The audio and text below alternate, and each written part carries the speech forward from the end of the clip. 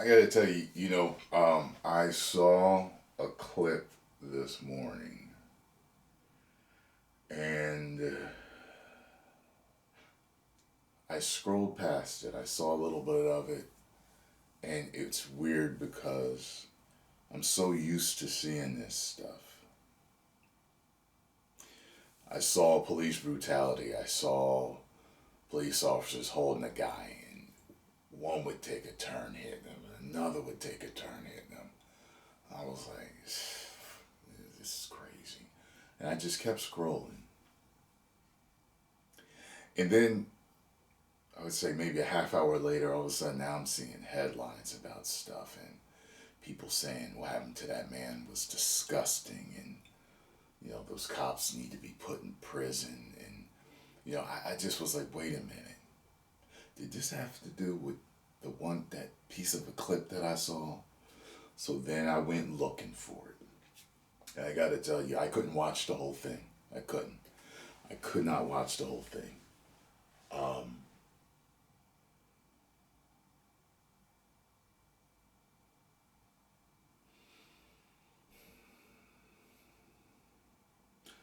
those policemen definitely deserve life, as far as I'm concerned, from what I've seen, from what I know so far. Life. And there better be just as big of an uproar for when a white cop kills a black man over these black men that killed the black man. When I heard about it, when I finally start to see the headlines, I was like, oh, this is another, probably some white cops killed a black man. No, it wasn't.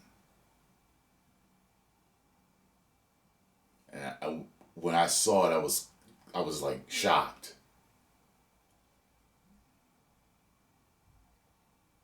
And I was just like, I was like, what? Wait a minute.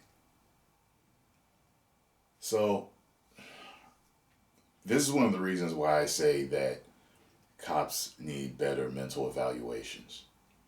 I know not the majority of cops are like this, but these, whatever percentage it is that are like this, I mean, you're letting psychopaths loose to police the people, to protect and serve. You're letting sociopaths and psychopaths loose on.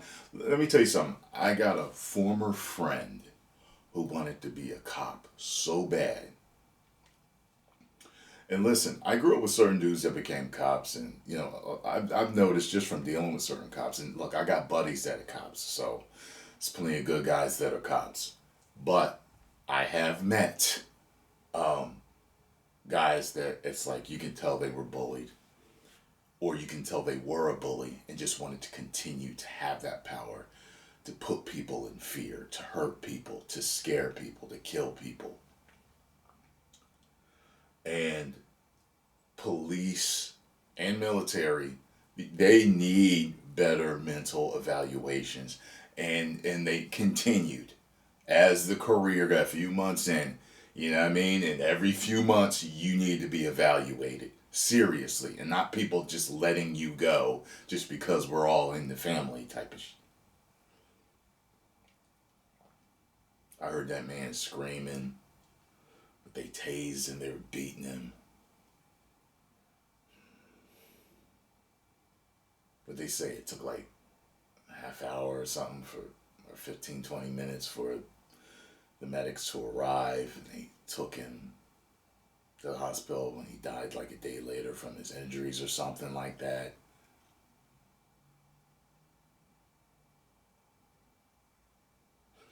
And don't send me any links to anybody's channels that are trying to explain away or justify why it happened. Don't even do that, because I won't be watching them anyway. Every time something like this happens, certain people will send me links to people that are former police or former security guards that only preach what they learned in their handbook. Well, the handbook says here on page 136, according to Law 147, that if this happens, we must do this. They always blame it on this is protocol. None of them ever have none of them ever express having humanity in them, a conscience in them.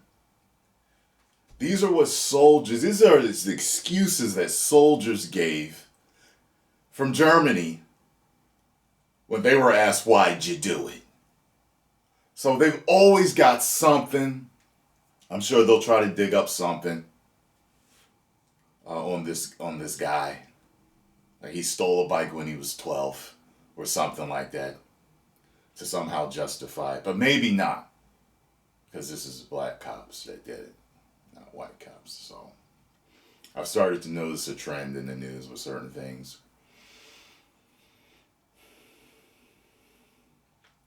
I'm going to do more research on this. I'm going to watch more stuff and what people think. But only by people that seem to have a good head on their shoulders and not ruled by their handbook or their training in the academy. I had a cop that I used to work with. And he gave me he showed me a few things, and he was talking to me a few things. He showed me how interrogation works. And I thought that was very interesting because the way he did it, like I didn't expect him to do it, but he got like really in my face. And he showed a different side to him that I had never seen working with him. And he showed me how people interrogate. And I was sitting there like when he did it, I was like, Jesus, it's a little uncomfortable, man. He said, that's part of it. You got to make people uncomfortable. And, so he was explaining the psychology of it. But he was talking to me about the training. And he was just like, train the guys like they used to. Because this guy was older.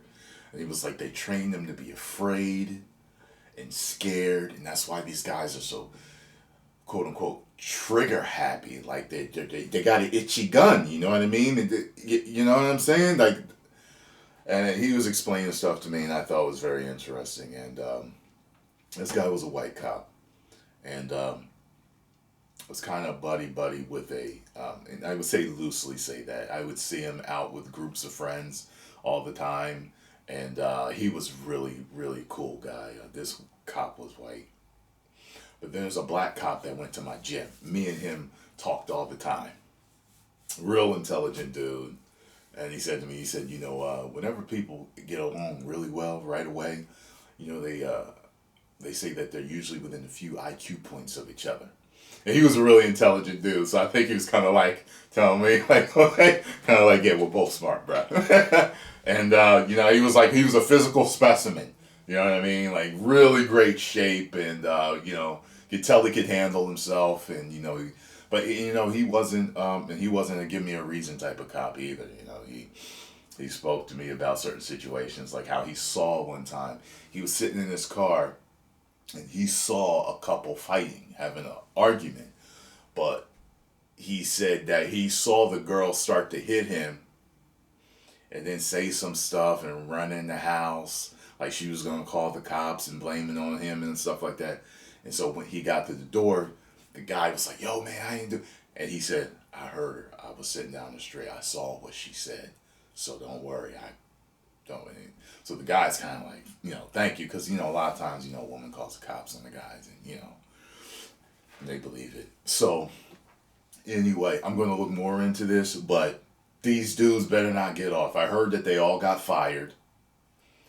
And have been charged with secondary manslaughter. It should be first degree. Jesus.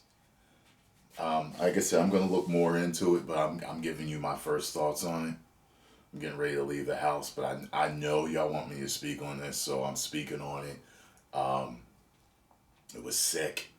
It really bothered me to see it, and it makes me think in certain situations, like where we've had, travesties like this, and I remember the Hodge twins actually speaking on something. I forgot who they were talking about, but it was like, look, if we had seen it, it was like, we're patriots. We would have handled it.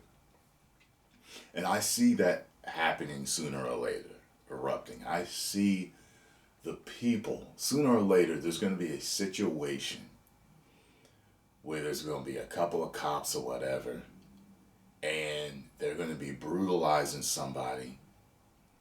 And I mean, look, as many people that take MMA, I could see a couple of dudes putting the cops to sleep and getting the guy out of there so that they don't kill him. I could see that happening. I really could. You know, there's a mob of people all around you. You know what I mean? I've seen it where there's situations happening, and I'm just like, there's so many people here. Somebody could have grabbed the cop and threw the gun, or somebody could have did something to prevent these people from dying, from being beaten to death, or from being shot or tased to death, or would have choked to death. There's enough people, they could have did something. I'm not saying hurt the police, but I'm saying stop the situation from happening. You get what I'm saying? So, I don't know. But, post comments down below. Let me know what you all think. And, yeah, I'll talk to you later about it.